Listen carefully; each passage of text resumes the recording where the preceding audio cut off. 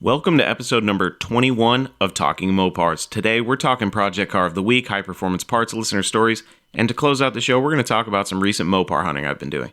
So without further ado, if you are a Mopar enthusiast, then you are in the right place. Don't go anywhere. You're tuned into the best Mopar enthusiast-driven podcast on planet Earth, and I'm your host, Chris Albrecht, better known as the Mopar Hunter, and this is Talking Mopars.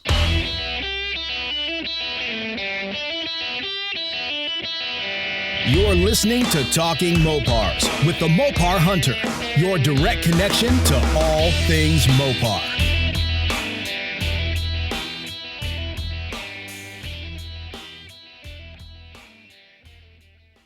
Welcome to Talking Mopars. I told myself that I wouldn't talk about COVID-19, the pandemic that's going on in the world, but it's hard to avoid mentioning. So I will say this.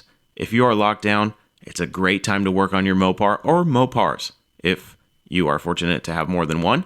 So that's all I'm going to say about COVID-19, the coronavirus, the evil pandemic going on in the world.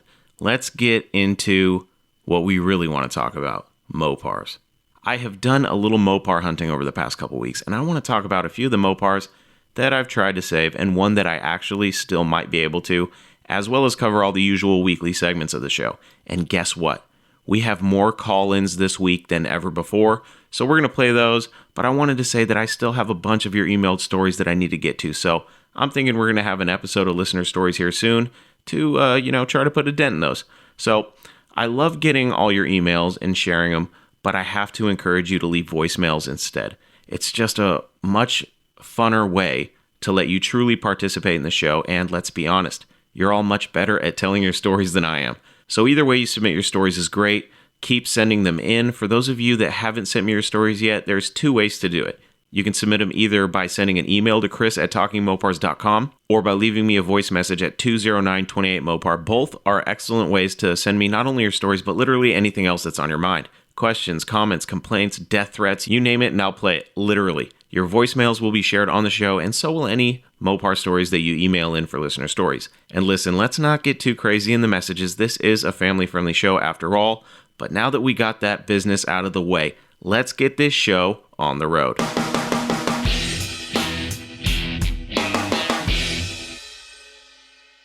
This week's Project Car of the Week is the 1969 Plymouth Roadrunner that was posted on the Mopar Hunter Facebook page on March 25th at 3 p.m.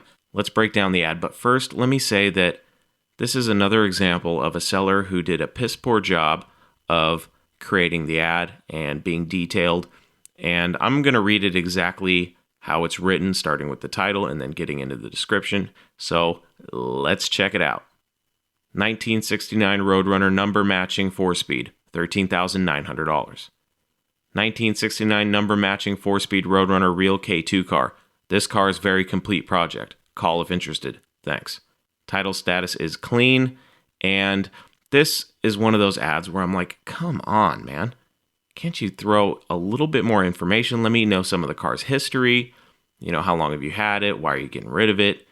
Let me know a little bit more about the car, dude. I don't understand why that's so hard. So the seller could have done a much better job describing the car, maybe even decoding the fender tag, and they also could have done a better job of taking pictures. But a quick rundown of the car is that it needs both quarters, and the vinyl top is peeling on both sides in the same spot where the quarter meets the roof. Rocker panels on both sides need to be replaced. I can't see the trunk floor extensions, but the center of the trunk definitely needs to be replaced. And there's still carpet on the inside, so I cannot see the floorboards, but the pictures of the underside of the car, it looks pretty solid.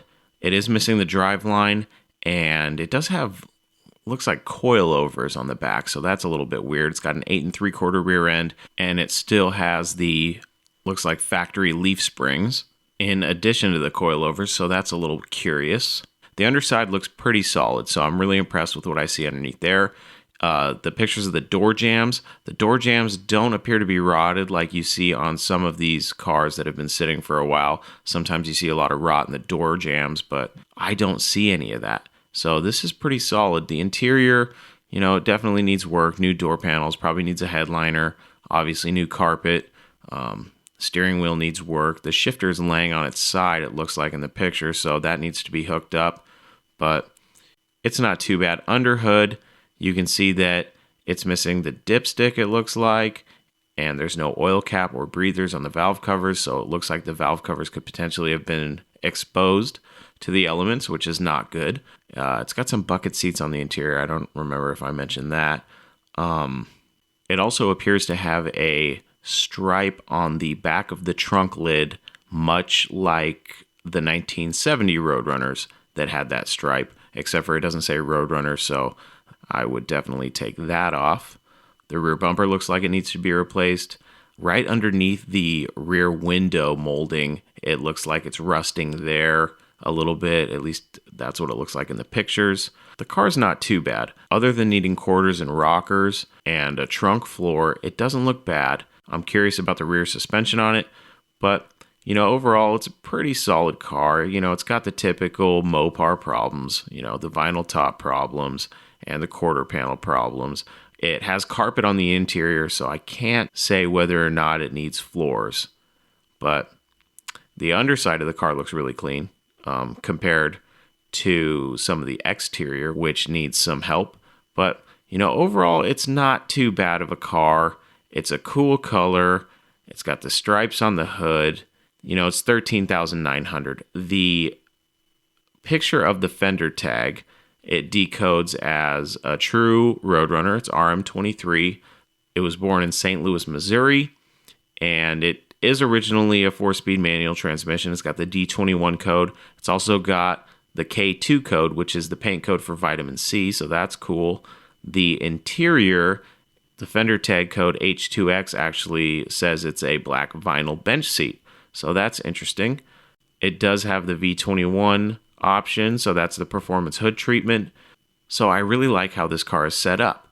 Vitamin C with the 4-speed, that's cool, and the performance hood treatment.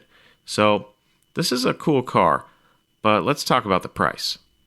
The car's $13,900. It is numbers matching. It is a 4-speed car. It's your basic budget performance car for $1969, which is exactly what it was meant to be. It's the right color. It's the right look. This thing, brand new, was pretty cool. This is the type of car where if I was alive during the time period and I saw this on the lot, I would definitely be attracted to it. It's got the right color. It's definitely one of my favorite colors for a Roadrunner. It's got the V21 performance hood treatment, which I always thought was cool. The car needs some work, let's be honest. And if I bought this Roadrunner, first thing I would do is pull the valve covers and see what we're working with. If the heads look pretty bad underneath there, I'd probably just yank the engine and just tear it down. Since it is numbers matching, I do think it would be cool to take the engine out, get it rebuilt, but leave it looking a little ratty. You know what I mean? And then drop it back in the car and get this thing running safely. As I always say, make sure it's safe to drive on the road before you get out there and get yourself or somebody else killed. Make sure your brakes work and that the suspension is good. You don't want to put anybody's life in danger, especially your own. Believe it or not, there is a such thing as a safe, ratty muscle car, and you can make this thing safe to drive. And, take it out. This car has the potential to be a really fun, ratty muscle car. So, for $13,900, I'd like to see this thing around $8,000. But it is numbers matching. It is a 4-speed. It's the right color. It's got the V21. I know I keep saying V21. I just think it's a really cool option, all right? Leave me alone. So this car has a lot of good things going for it. It also has some questionable things. But if you wanted to cruise around in a cool, ratty Mopar, this would be one that I would consider pretty cool, okay? So $13,900, I'd like to see it around $8,000. I'd probably spend as much as $95,000. I don't know if I could justify 5 figures for this car. I don't know if I could pull 10 grand and buy this thing, but it is cool. So I don't know. Maybe I'd go as high as 10, but that's almost $4,000 off his asking price. He has the selling point that it's numbers matching, so I'd get underneath this thing, make sure that transmission is matching too. If all the numbers do match, then maybe this would be a cool car to invest some money into. I personally, the only thing this thing's missing is the Hemi. It's got the right color. It's 4-speed. This car is cool. I do think it deserves to be saved. $13,900, is it a high price? In my opinion, maybe a little. If I had a disposable income, would I pay the guy $13,900 to take the car off his hands and save it? Absolutely. But I'm Mopar broke, much like a lot of you, so I would definitely try to get into the 4-figure range. I'm sure there's a lot of people that say this car's only worth $1,000. I definitely don't agree with that. I think it's definitely, it's up there. Not 10,000 in my opinion, but I'd probably fork out 10,000 because I think the car's cool. All right, so that's Project Car of the Week. A matching number 69 Roadrunner 4-speed car in vitamin C. Very cool project. Somebody needs to save it. No Mopar left behind.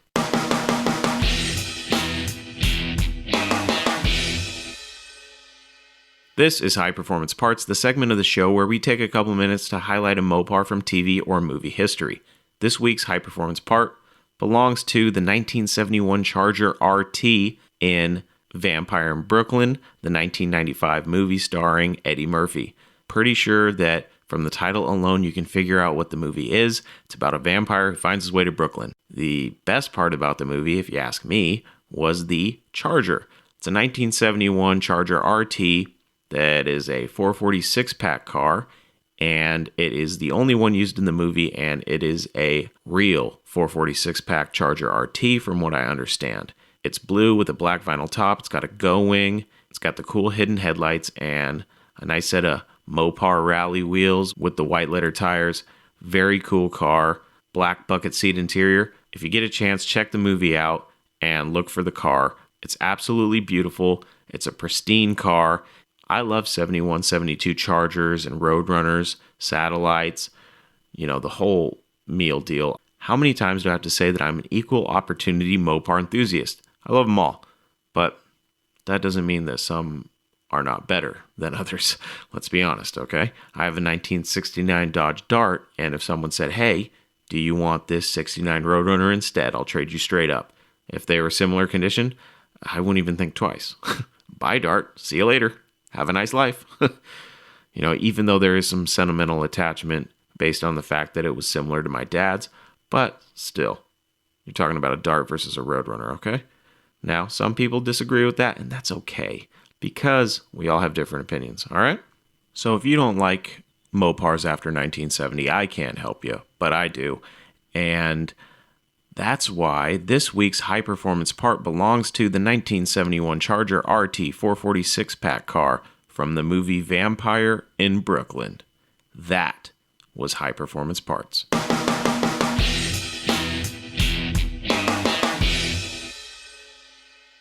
All right, folks, this is it. Listener stories. And this week we got a bunch of voicemails. So we're going to hold off on emailed stories again to listen to the voice messages. But for those of you whose story that was emailed in and has still not been shared yet, don't worry. I haven't forgotten about you. And like I said earlier, we're going to be doing a listener story episode very soon to try and put another big dent in the pile. But for this week, we're going to listen to some more voicemails.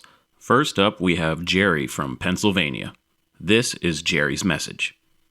This is Jerry from Pennsylvania, and I'm calling about one that got away. I had driven by a 1968 Dodge Dart that was abandoned on the front of the lawn of a really decrepit house a couple of miles away from where I live. And it sat there for a couple of weeks. And I drive by and go, man, that must be for sale. 68 Dodge Dart, green vinyl roof, green interior, probably a 318. But the roof was peeling, the paint was peeling, it was obviously abandoned and in horrible shape. I went up to the door. Nobody was home. A neighbor said that the guy who was there was some kind of crazy guy who was in, I guess, some kind of arrears on the house. His house was fully overgrown. The township was on his ass. So the neighbor said, oh, I'll tell him you're interested in the car. But I left my name and number, but I never heard from the neighbor. And I drove by again. The car was still there. But then I'm like, should I go up to this door again? And I didn't. Went by a couple weeks later, and the whole house had pretty much been almost razed to the ground. They took all the trees, all the bushes. The car was off the lawn. The whole house, I guess the township had come in and forced the guy to move. And he was out there, this crazy-looking guy, giant white beard. I kind of pulled over and said, hey, what happened to your 68 Dart? And he said the township took it to the junkyard. And he said it was worth $50.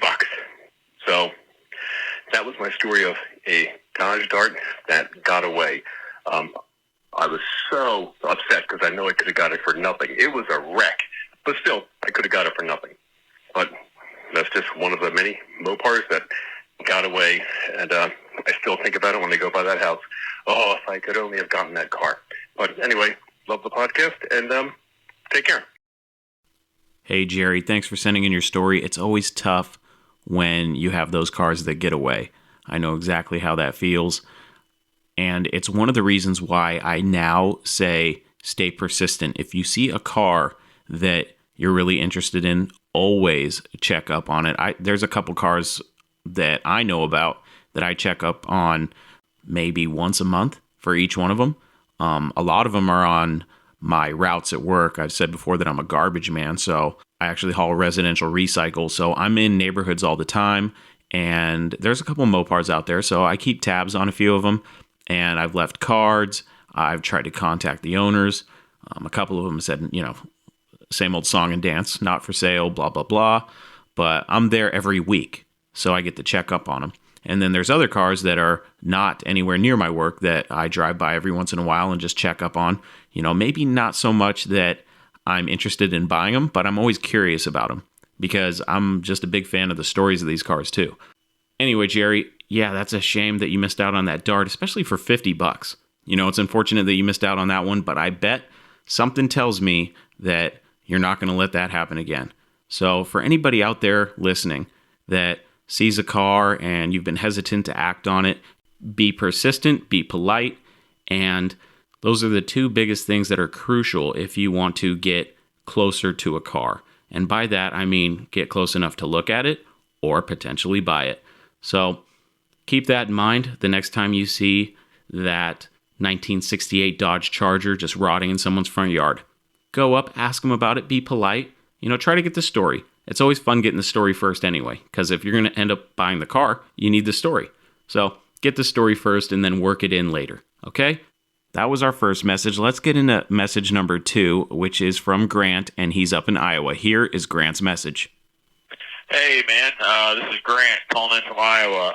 Huge fan of the podcast. Just figured I'd call in and tell my Mopar story. I got 3 minutes, so we're going to see if we can't do it. So, like I said, I'm a farmer here in Iowa, and we've always just kind of been a Mopar family. My grandpa just, as long as I can remember, everything from Dodge trucks to my grandpa's old K car and everything in between.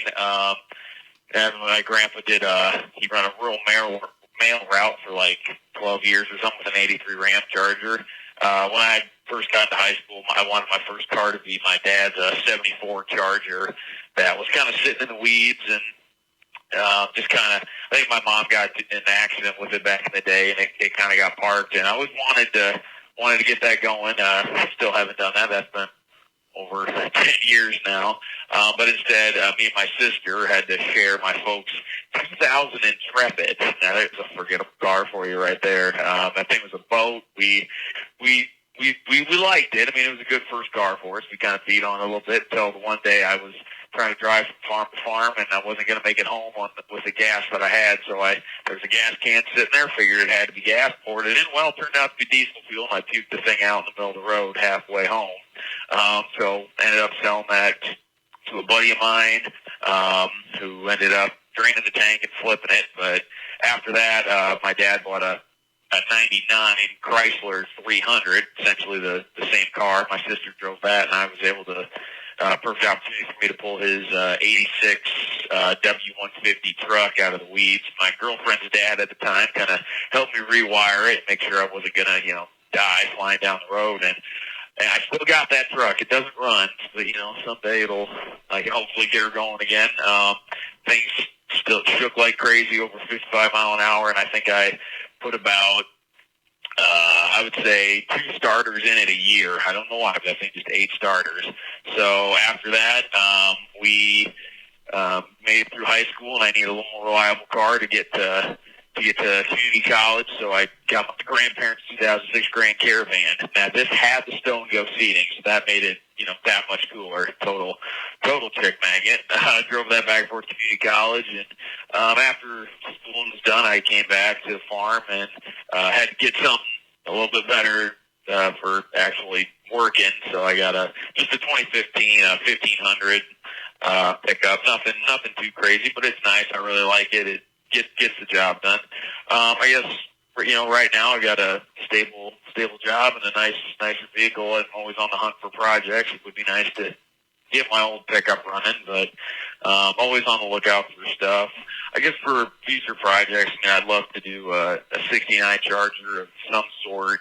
That's just always been my dream, Dukes of Hazzard and all that. Would be pretty awesome. I'd love to have a resto mod of some sort, just to, kind of a cool classic look, but, the thing still gets decent mileage and just looks good doing it. But, it seems like I always got a ton of ideas for, coming swapping trucks and, drag trucks, all sorts of crazy things that I just like to try. So I'm always looking for deals and looking to just to learn about the stuff too. I mean, I feel like my knowledge is pretty limited. I know enough to be dangerous, but I'm always willing to learn more, and that's why I really enjoy listening to your podcast and all the other info you put out on various social media pages. So I appreciate that. Keep up the good work.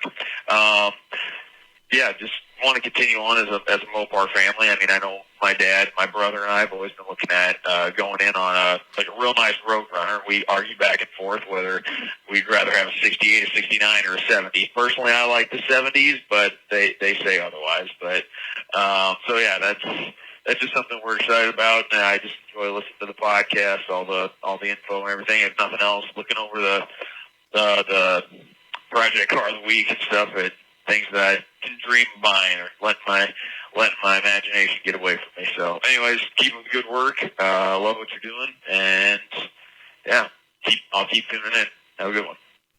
Hey, Grant, thanks for sending in your story, and thanks for the kind words about the podcast. I try my best to kind of blend the information for new people that are just getting into Mopars and information for people that are Mopar enthusiasts, but maybe they don't have a deep knowledge of Mopar. And also, hopefully, the hardcore Mopar guys will listen to the show. I'm sure that they listen to it and nitpick everything I say, but that's okay. Everybody's welcome here on Talking Mopars. And I'm also in the same boat as you. I know enough to be dangerous. I've said it on this podcast that I know a little bit about a lot, and I'm happy with that. I love learning about this stuff. I think it's really fun. I hope there's a lot of people out there that listen to the show like yourself and learn a thing or two, even if it's something small. I think that's really cool. And I take a lot of pride in this podcast and being able to help people and entertain people too. I think that's really important. And based on your story, Grant, it sounds to me like you've got Mopar in the blood. So I think being a Mopar enthusiast comes naturally to you. I do hope that you get a Roadrunner. They're all cool. It all just depends on personal preference. There's certain things I like about each one. They're just really cool. I personally, it's a real toss-up for me because I absolutely love 68 through 72s. There's a lot of little things that I like about each one. So for me, I'd be happy with just a Roadrunner, period. You know what I mean?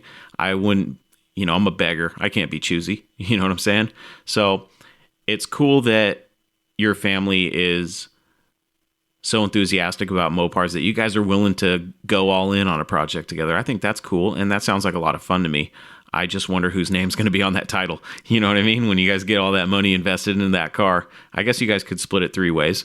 You take it Saturday, Sunday, dad takes it Monday, Tuesday, brother takes it Wednesday, Thursday, and then Friday, you got to figure out, you can alternate Friday nights. But very cool, Grant. I'm glad that you're listening. I'm glad that you like this show. And hey, you're a farmer. So first and foremost, I should have said this at the beginning. Thank you for what you do, man.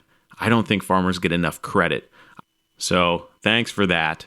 And, I hope you get your projects going. I hope you find that Roadrunner you're looking for. And I'm glad you like Project Car of the Week.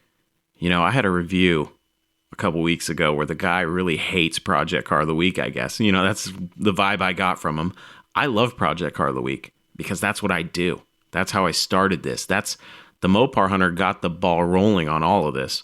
So if it had never been for me looking and being obsessed with project cars and looking at cars online, starting way back in the day, the old America Online days, I was looking at cars for sale online. And even before that, Auto Traders and Old Car Traders and Deals on Wheels and the little nickel one ads, all those types of classified ads I obsessed over. And that's what led to the Mopar Hunter, and that's what led to this.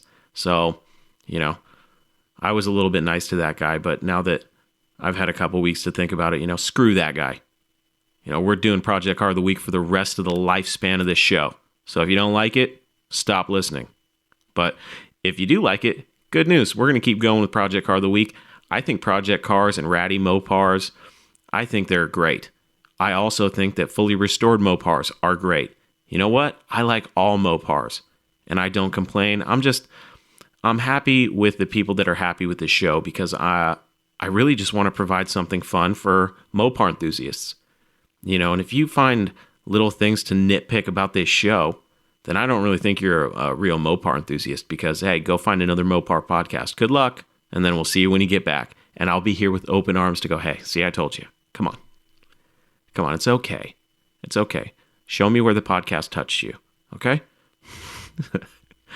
We're just having fun here. That's what this show's about. It's about having fun with Mopars and talking Mopars. So that's what we're doing here. Thanks, Grant, for sending in your story, and keep me posted. If you get a Roadrunner, let me know. I'd love to see it. I'd love to talk to you about it. And that's Grant's message. So, hey, Grant, thanks for listening, buddy. Our final listener message for this week comes to us from an old friend. Jonny Mopar is back with another fun story. I'm sure this one is going to make us just as jealous as the last one. So, here's Jonny with another fun Mopar story for us. Hey, Chris.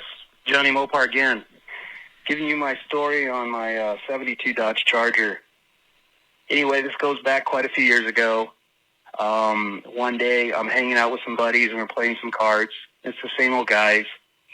And out of the blue, one of the guys says, I think my father-in-law's got one of those old Mopars, or a Dodge or something.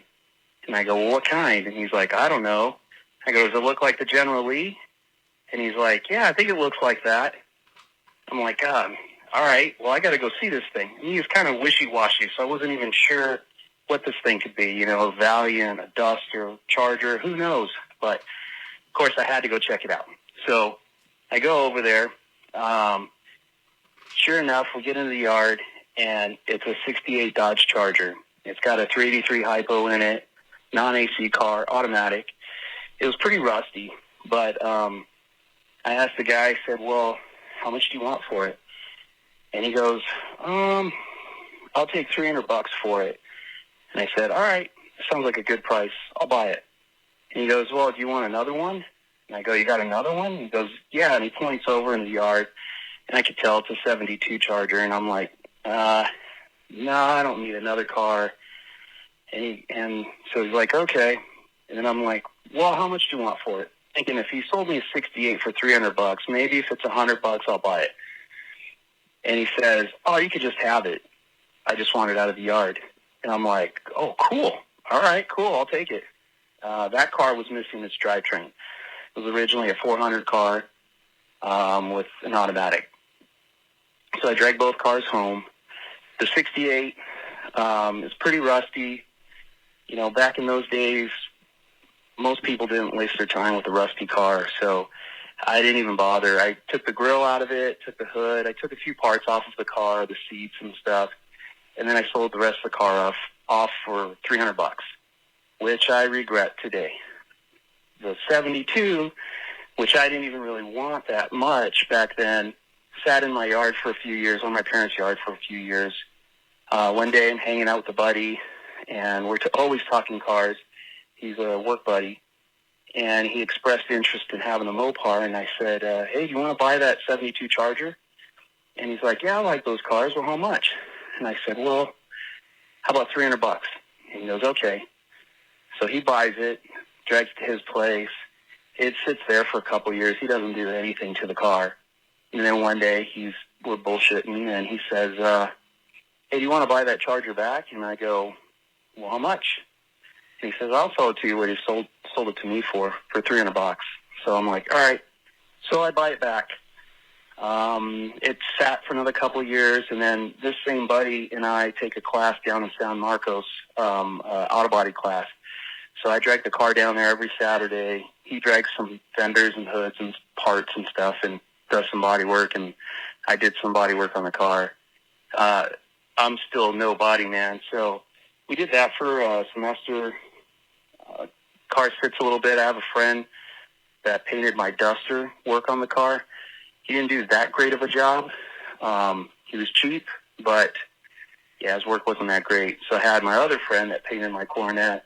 He worked on the Charger, and he smoothed out the car. The car was actually really solid. That car didn't have any rust anywhere in it. He also mini-tubbed the car for me, put frame connectors in. He closed the firewall off because it was an AC car, just to make it look more clean. And, yeah, I've been working on it ever since. So, I mean, off and on, I should say. So the car is still needs a lot of work, needs to go back together, but it'll be pretty bitchin' when it's done. So I'm going to shoot you pictures of both the 68 and the 72 Chargers, and so you can post it on Talking Mopars. All right, man. Keep up the good work. Good luck on that 71 Charger. I hope you get it. Those are bitchin' cars. All right, man. Late. Jonny. Once again, you've probably just blown the minds of the thousands of listeners that we have to this show. Okay? Another $300 Charger. Actually, the first story you sent in was the $100 68. Now you spend $300 on a 68, okay? That's $400 on two 68 Chargers. I mean, I know people that would pay, 10 times that much for two 68 Chargers in today's market, okay? People would line up around the block to pay $4,000 for two 68 Chargers, no matter what condition. And I know there's some people out there that, oh, I wouldn't buy a rusty Charger. Shut up. You would. Okay. If somebody said, hey man, I got a couple 68 Chargers, one's $100 and the other one's $400 or $300 or whatever, come take a look. I'd be like, oh, no need to look. I'll be over there with the trailer here in a few minutes. Actually, here's $800. Okay. I feel bad for you. I don't know what you need this money for, but here's double, get double whatever you need. That's I've said it before. I grew up in the wrong era, man.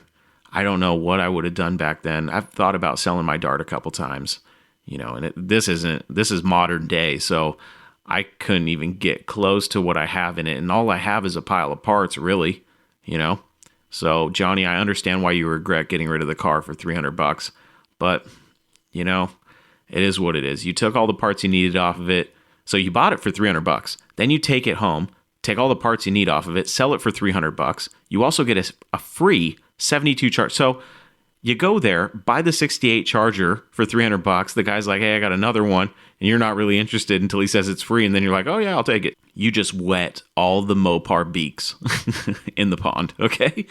Everybody listening to this show is like, this guy's he's had a $100 68 Charger and then a $300 68 Charger, and they're bitter. Okay, I'm not bitter. I think it's great. I think it's funny that you don't have that 68, but you kept the 72. And the car had no rust, and he gave it to you for free. That's amazing.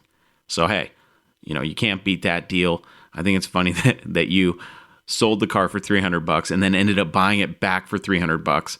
So it was basically a wash in the end. You took a no-interest loan, essentially is what happened there. But very cool that you still have the car. You let the cat out of the bag about what I was going to talk about today, about the 71 Charger. So, now that we've heard Jonny's amazing story about more cheap Mopars and a free Mopar, what Mopar is better than a free Mopar? None. Free Mopars, hey, sign me up. If this podcast ever allows me to do something cool, I would love to be able to give away Mopar project cars. If I could somehow generate enough of an audience where I could afford to buy a project car and give it away to somebody, like, here you go, buddy, from the Mopar Hunter. That would be awesome.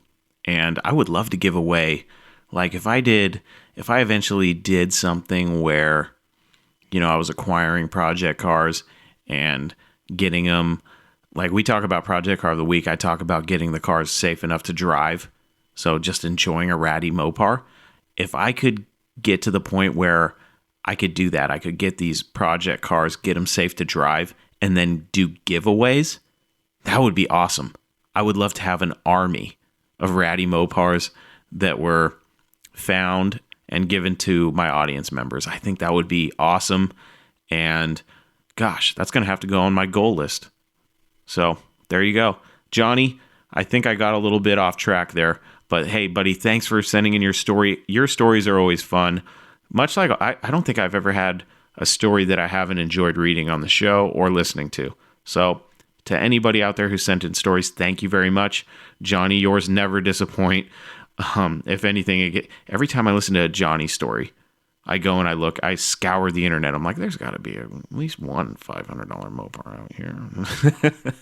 No luck until recently, which is what we're about to get into. So that was listener stories. And folks, I think you can see why I enjoy the voicemails more than the emails. Not because it's not you. It's definitely me. I suck at reading your stories when compared to you telling them yourself. So for those of you that haven't sent in a story yet, go ahead and leave me your story on voicemail at 20928-MOPAR. And if your message does go over 3 minutes, don't worry. Call back as many times as you need to. And, try to just pick up where you left off. And I'll splice your story together and share it on the show. And of course, if you're shy and you're afraid to talk to thousands of people listening to the show, you can still send me an email. I'll still read those. It just may take me a little bit. Like I said, we're going to do a listener story episode here pretty soon. I hope I get at least one voicemail a week. That would be really fun. So for those of you out there that have been listening lately, ever since I started taking voicemails, I hope they've encouraged you to go, hey, I want to tell my story now. I don't really feel like typing it all out, but I'll tell my story over a few minutes. That would be fun. I hope you guys call in. That would be amazing. But if you want to email, send it to chris@talkingmopars.com. And once again, the phone number for my voicemail is 20928-MOPAR. That was listener stories. Let's get in to some Mopar hunting.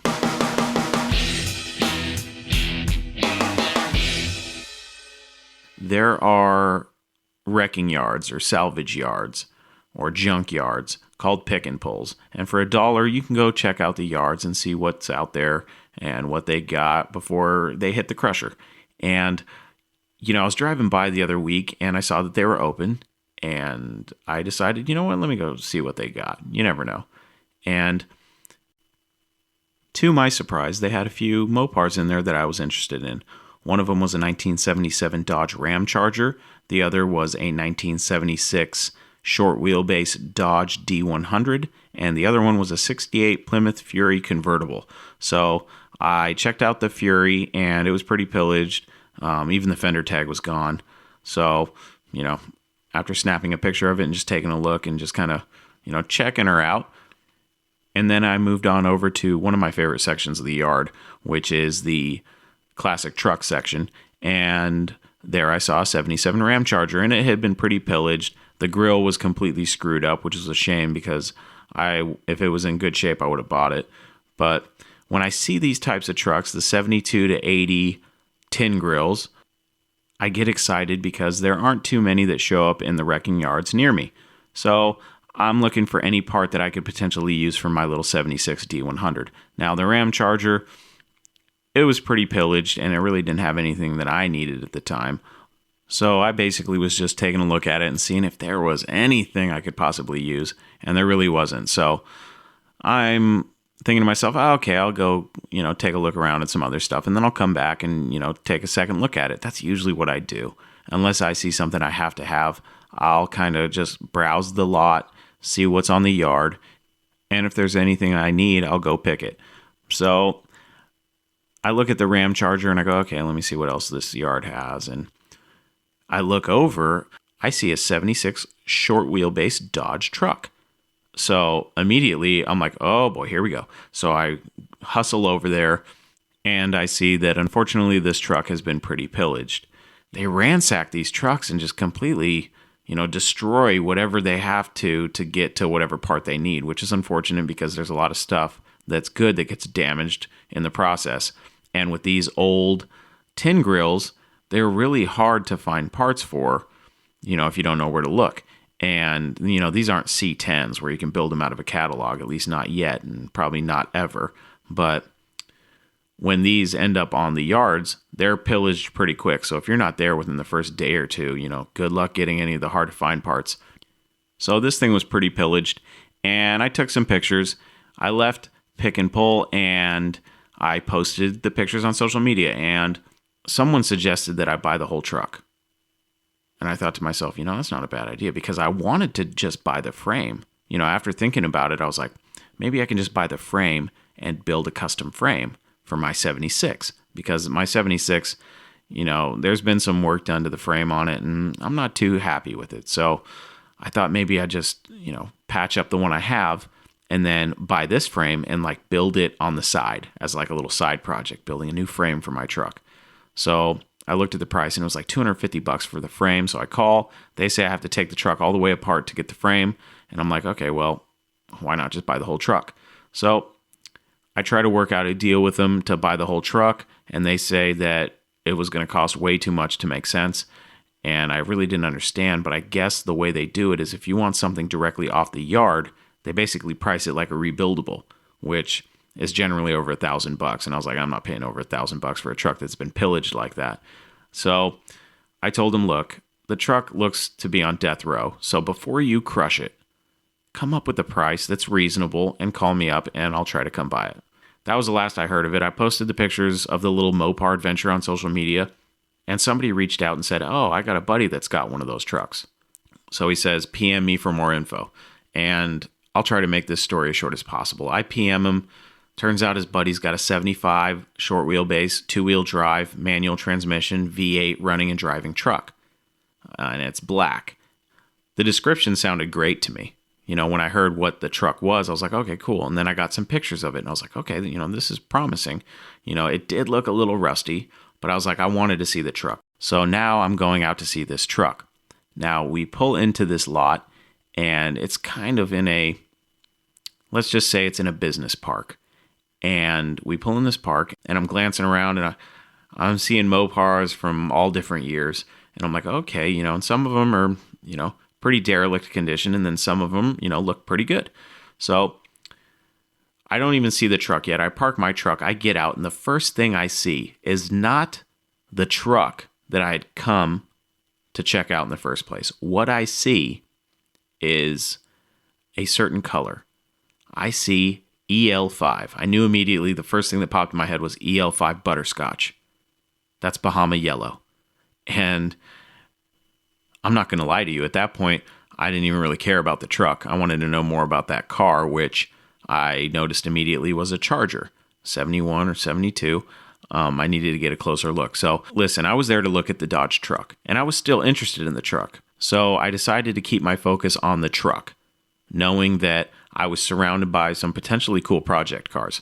So I go and I look at this truck, and it's far rustier than mine, if I'm being honest. So, the price they gave me was decent. And, if I didn't have my truck, I would have seriously considered buying that one. It was a V8 truck. It was a manual transmission, 2-wheel drive, short wheelbase. It had everything going for it, but it needed a lot of rust repair. The floor was one of the worst floors I've ever seen in a tin grill up close. No tailgate. Underneath was pretty gnarly. Nothing rotting per se, but it was in pretty gnarly condition. The roof at the top of the windshield was starting to rust out, and I was just like, oh gosh, mine's not this bad, and I really don't need another truck, but I want one. And that feeling you get when you're probably not going to buy something, but maybe? That's kind of the feeling I got with this truck. I was like, all right, I'll think about it. But I just, it was like my eyes had magnets in them, and I could not stop glancing over at this Charger, which turned out to be a 1971 base model Charger, 318 904 car, but it was EL5. Now, of course, I'm interested in whether or not it's originally EL5.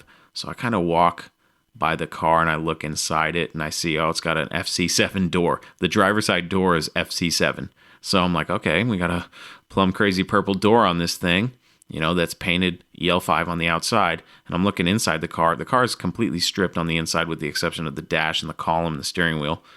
And somebody cut a hole in the floor for a floor shifter. It was originally a column shift car, but there's no interior. There's no seats. The headliner's, roached. So I'm like, okay.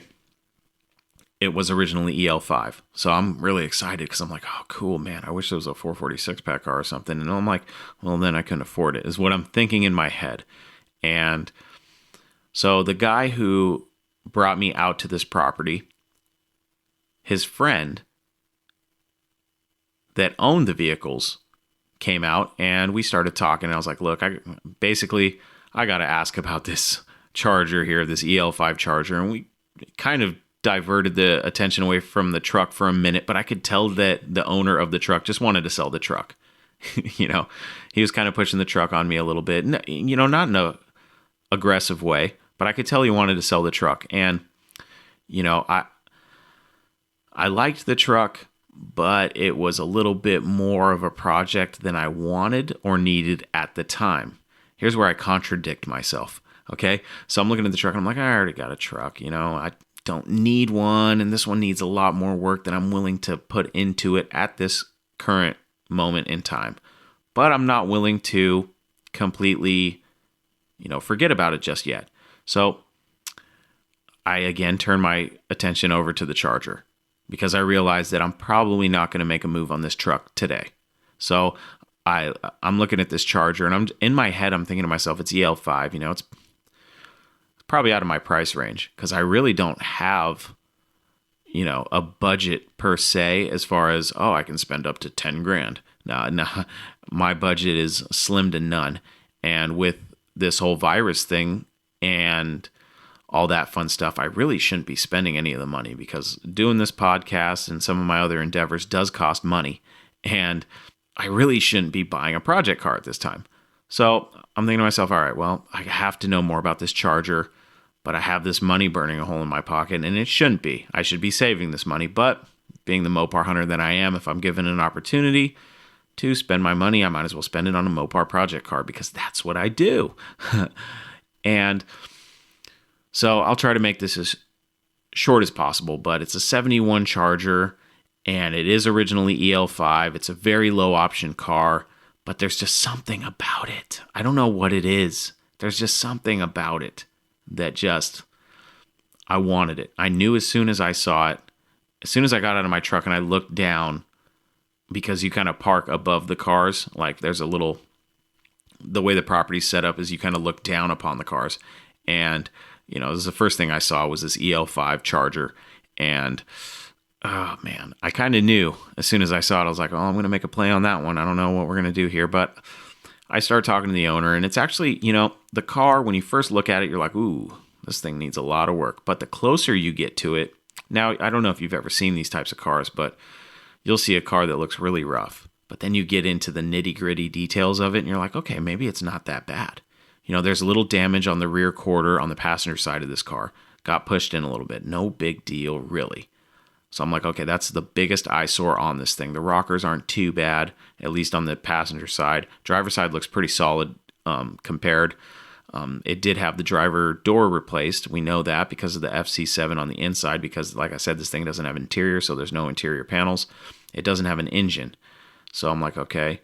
And it was a base model Charger, so no big deal anyway without the engine. But so I know this car needs a lot of work.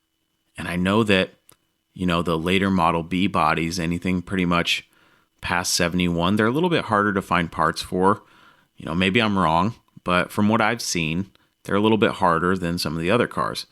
But there's just something about this car that I really like. And I think it's the color, to be honest. I really like EL5. I've always been a fan. It's a love it or hate it color, I think. Maybe there's some people that are partial to it, but I've noticed that some people are like, or some people are like, yes. I am a yes man. I love the color. And when I found out it was originally EL5, I thought this will be a great opportunity to have an EL5 car that I can build how I want. And two visions came to my head for this car. I pictured 1, a ratty street car, and then 2, a ratty drag car. And then I'm like, well, can we make a combination of the 2 with this thing? And I was like, well, I still have the Dart and I still have the truck at home. I have other projects. And then I thought, maybe if I got this car, I could center a bunch of content on my social media around it. And I think that would be fun. And I've been dying to do a YouTube. I really don't have time, but I will force time to create a YouTube channel just to feature a new car, just something new. I've got shiny object syndrome, okay? I like new stuff, even if it's old and rusty, if that makes any sense. So I asked the guy how much he wants for the Charger, and he floors me with what he tells me because I was not expecting that number. Not that the car's worth more than that, but, it is a Mopar, and you and I both know how people are with Mopar pricing these days. So it was actually refreshing to hear the number that he said, and I was kind of taken aback. I was like, oh, well, okay, I'm buying it. But it's tough because, I really have no business buying another project car right now, but there's just something, when a car speaks to you, it speaks to you, and this thing was yelling at me. It was saying, hey, we can do some things. So here's what we're doing. Right now I'm working on getting storage for either my Dart or this Charger because I want to bring it home. And the price is right. The car is right. I just need to figure out logistically, and we're on lockdown right now, so that makes everything difficult. And I'm unsure. I'm on shaky ground with the podcast right now because I do have bills associated with the podcast, and one of my revenue streams that I use to pay for all my Mopar Hunter endeavors and the podcast was temporarily, hopefully only temporarily, shut down. So I'm not getting revenue from those places. So the money I have needs to float me through this whole virus outbreak BS that's going on.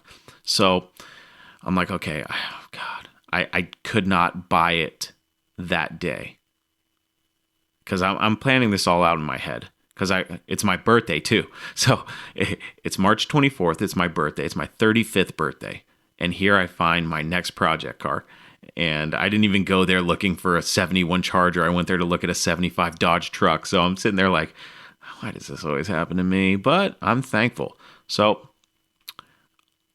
I'm probably going to end up with this 71 Charger. And I don't know when, probably after this lockdown's done. But I need to get some ducks in a row, storage being 1, and then a plan for what I want to do with this car for 2, because I like working off of a plan. So I found an EL571 Charger, folks, and I'm thinking about getting it. My question to you is it worth it for me? Should I just, pass on it? Should I go for it and create some sort of cool project car for social media? What should I do? What would you do with it? What do you think I should do with it? Let me know. I'll post some stuff on social media about the car, and then you can let me know there, or you can message me. Tell me. Send me an email. Leave me a voice message. What do you think I should do with this car? You'll see the pictures online, and I think I'm going to get this car. Unless somebody buys it out from under me, I'm pretty sure I'm going to get this car, so it's just a matter of time. So that's that. That's Mopar hunting. I got Dodge fever. And it all started because I stopped at Pick and Pull on a whim and tried to buy a truck off the yard. If it wasn't for that truck, I would have never posted on social media, and the guy who knew the guy with the truck would have never reached out, and I would have never found this EL571 Charger. He also had a 70 Challenger. Now, he keeps telling me that the car's too far gone, but I kind of want to make a play on that car too. And you know what? Hey, maybe go for the truck too. Let's take 3 of them off this guy's hands. Ideally that's what I'd like to do, but storage is just not working out for me right now as far as that goes. I need to move to a place with a shop. But until then, I think I just want to take this 70. I want to save this Charger. I think I can save this Charger. I think I can turn it into something really cool. And that's the plan. That's the end of this episode. We're an hour in. This is insane. Hey, folks, stay healthy out there, okay? That was Mopar hunting. I've got Dodge fever, baby.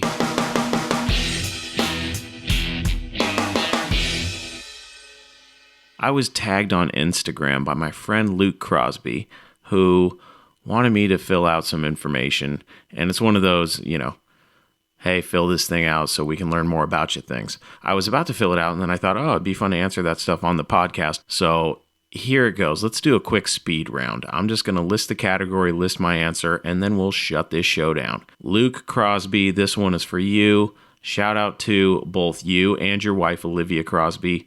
These two are a young, what I like to call Mopar power couple. They are awesome people. I like to live vicariously through them because they always go on these cool Mopar adventures. So they've got a nice collection of Mopars too. I'm a little bit jelly, but shout out to you guys. If you like to not only listen to this show, but also like to consume Mopar content in other ways, like reading, Olivia is a really amazing journalist. And I'm not just, saying that to say it. I really do enjoy all her articles, and you can find her on dodgegarage.com. I will have a link in my show notes to her articles. They're fun to read, and you can just tell in her writing that she really is a true Mopar enthusiast, as is Luke. And like I said, they go on a bunch of fun adventures. Follow them both on Instagram. You can find Luke at luke.mopar and Olivia at olivia.mopar. So follow them, and that's it for today, folks. So here we go. The quick 10. My first car, Honda Civic. Number of cars I've owned, too many. Most fun car I've owned, my Dart. My dream car, 69.5 Dodge Super Bee. Last car part you purchased, a vintage direct connection license plate. Current car or cars. I have a 69 Dodge Dart. I have a 76 Dodge D100. My daily driver is a 2012 Dodge Ram 1500. My wife has a 2015 Jeep Grand Cherokee, not an SRT8. And a small collection of turbo Mopars. If my wife's listening, none of them are mine, sweetie. They're all my dad's, okay? And that's my story, and I'm sticking to it. I only have a couple Mopars. The last car I sold. Technically, the last car I sold would have been my wife's old Jeep. Worst car I've owned. I had a little 4-cylinder S10 pickup truck when I was working construction when I was 18, 19, and that thing was a gutless pile, and I was hauling concrete in it. We blew out the rear end. So yeah, that's my experience owning a Chevy. Most hated car. What did I hate the most? I had an 81 Honda Accord for a while that was basically a throwaway car because I wrecked one of my first cars, and that thing was a piece of junk. It was such a piece of junk, this 81 Honda Accord. Such a pile that I got pulled over for swerving. And when the cop thought I was on drugs or drunk, and I took a look at him and I said, "Look at this thing. You try and keep it straight on the road." And we did a whole field sobriety thing, and it was a big misunderstanding. I told him, "Look, this thing is a piece of junk. I can't keep it straight on the road." And instead of giving me a ticket or impounding it for being unsafe for the road, he sent me on my way after realizing that I was, in fact, not drunk or high. So that's that. And last question, if I had $50,000, where would I spend it? I would spend it online on Mopar stuff. So those are the quick 10, Luke. I'm sorry to disappoint you, man. My first car wasn't a Mopar.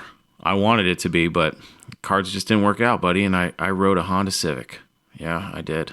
Yeah, that's the truth. So all you haters out there can take that and use it against me. So yeah, that's that. So for more information about this podcast or to listen and subscribe to the show, please visit talkingmopars.com. And don't forget to send me your stories and voice messages. Chris at talkingmopars.com for emails and 20928-MOPAR for voicemails to hear yourself on the show. Also, if you have time and you enjoy the show, please take a second to rate and review it. I love seeing your reviews because I value your opinions, and they're only going to help me grow and improve the podcast. Another thing you can do to help the show is by voting for Talking Mopars as your favorite podcast by visiting podcastmagazine.com/hot50 and voting for Talking Mopars. Let's try and get the show to number 1, okay? Until we talk again, I am your host, Chris Albrecht, and that was Talking Mopars.